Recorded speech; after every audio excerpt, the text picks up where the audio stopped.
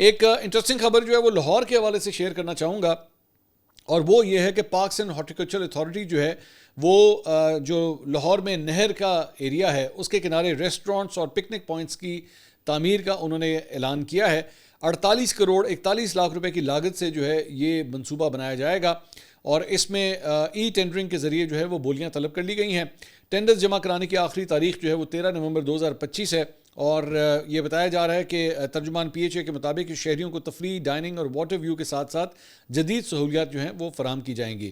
میرا صرف ایک ذہن میں سوال یہ آ رہا ہے کہ آپ یہ سارا کچھ کر تو دیں گے، اسموک کا کیا کرنا ہے؟